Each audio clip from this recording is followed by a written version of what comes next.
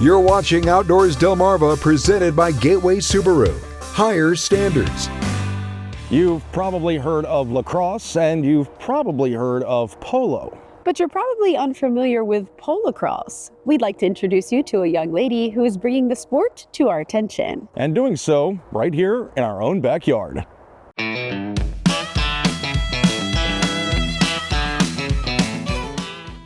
We've heard of polo, we've heard of lacrosse, but putting the two together to make Polocrosse, now that's something 14-year-old Lily is an expert at. Lily, tell us how you got started in this sport. I started riding when I was 4, and then I started playing when I was 9, but I grew up showing English, just doing local shows, and then at a summer camp, we got introduced to Polocrosse, and I kind of just fell in love. Now, is it the same kind of concept with lacrosse? You're using this racket here, yes. Right? So the racket's very similar. I mean, the net's a little deeper. Mm-hmm.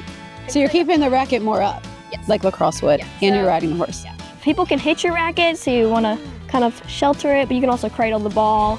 Can't cross your center line, so I'm left-handed. Okay. If I try to cross my center line, I get penalty. So when you hit, you have to just cradle. You can go back. Can't cross the back though.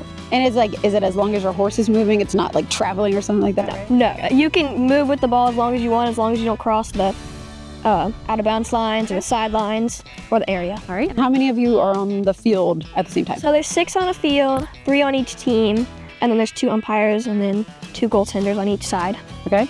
And you want to pass it, right, Yes. to your teammates? So number one scores the goals. Number 2 is like offense and defense. They kind of, if you don't have the ball, you need to get the ball. If you have the ball, protect the ball, kind of thing. And then the 3 is the number 1's like defensive players. So they'll block them from shooting the goals, just try to get the ball.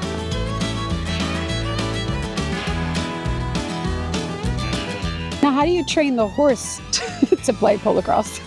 So the horses have to be, we don't really want like a 17-hand horse because that'll be pretty hard to pick up the ball off.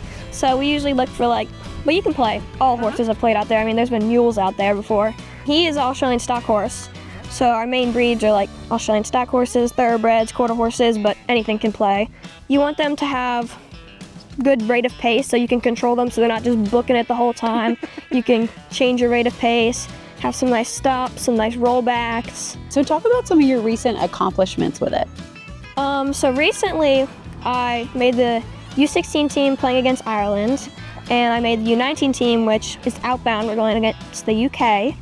And then in the past, I've made 2 U16 tours. One inbound against the UK, that was in 2023. And then 2024, we went outbound to Australia, Queensland, to play Queensland kids. What are some of the dreams that you have in the future with this? I want to go to the World Cup one day, eventually. And I just want to keep playing, training horses, eventually breed horses, and definitely World Cup though. For those people who maybe this is something that they've never heard of and they're interested in it, what would you say to them?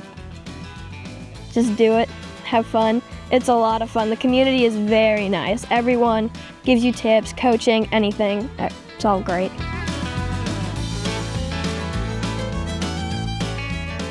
We're going to follow Lily's progress as she continues her journey in representing Maryland in the world of Polocrosse. You can follow along as well by checking out Willow Pond Polocrosse Club on Facebook. We'll be right back.